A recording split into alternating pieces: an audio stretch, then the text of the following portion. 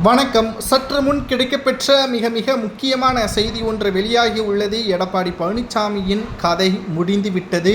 December 15ஆம் தேதி செயற்குழு கூட்டத்தில் ஓபிஎஸ் கலந்து கொள்வது உறுதியாகிவிட்டது.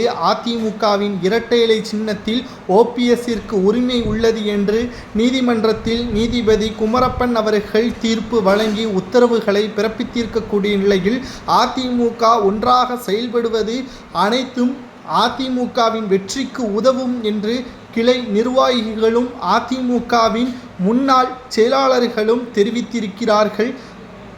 ஏனென்றால் அதிமுகவை பொறுத்தளவிற்கு மறைந்த முதல்வர் ஜெயலலிதா அவர்களுக்கு பிறகு அதிமுக முழுமையாக நலிவடைந்து விட்டது என்றே கூறலாம். ஒருபோதும் அதிமுகவை வெல்ல முடியாது என்று எதிர்பார்த்து கொள்ள இருந்த திமுகவை தற்பொழுது அதிமுக எங்களுக்கு போட்டி இல்லை என்பதற்கேற்ப சில மேடைகளிலும் தெரிவித்திருக்கிறார்கள். இதற்கு காரணம் அதிமுகவிற்கு எதிரிகள் வெளியே இல்லை, உள்ளேதான் இருக்கிறார்கள் என்பதும் தற்பொழுது புரிந்துவிட்டது. எடப்பாடி அதிமுகவை நிரந்தரமாக தனது கட்டுப்பாட்டில் வைக்க வேண்டும். அதாவது மறைந்த முதல்வர் ஜெயலலிதா அவர்கள் வகித்து வந்த பதவி பொதுச் செயலாளர் பதவி, நிரந்தர பொதுச் செயலாளர் பதவி அவருக்கு கொடுக்கப்பட்டது. அந்த இடத்தை தட்டி பறித்துள்ளார் எடப்பாடி. அது எப்படி சாத்தியமாகும்? அந்த இடத்திற்கு எவருமே தகுதி கிடையாது. ஏனென்றால் அவரை போல் அதிமுகவில் செயலாற்றக்கூடிய திறன் இன்னும் பிறக்கவில்லை என்று கூட கூறலாம்.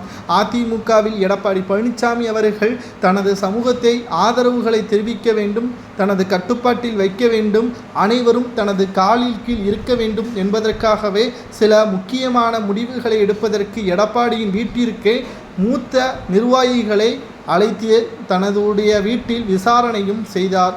இது போயஸ் கார்டனில் ஜெயலலிதா அவர்கள் பாணியை பின்பற்றுவதாகவும் அப்பொழுது சர்ச்சையும் எழுந்தது. மேலும் 2021 சட்டமன்ற தேர்தலில் அதிமுக தோல்வியடைந்து எதிர்க்கட்சி அந்தஸ்தை பிடித்து எதிர்க்கட்சி தலைவர் இடத்திற்கு யார் வர வேண்டும் என்ற சலசலப்பும் ஏற்பட்டது. சில முக்கியமான நிர்வாகிகளின் ஆலோசனைப்படி எடப்பாடி தனது கவனத்தை பெற்றுக்கொண்டு அந்த இடத்தையும் தட்டி பறித்தார். துணை தலைவராக ஓபிஎஸ் அவர்கள் இருந்த போதிலும் அதிமுகவிலிருந்து முழுமையாக ஓபிஎஸ்ஸை நீக்கினால் மட்டும்தான் அதிமுகவின் உச்சபட்ச வரம்பை நாம் அடைய முடியும் என்று எடப்பாடி திட்டம் திட்டிதான் கட்சியிலிருந்து நீக்கினார்.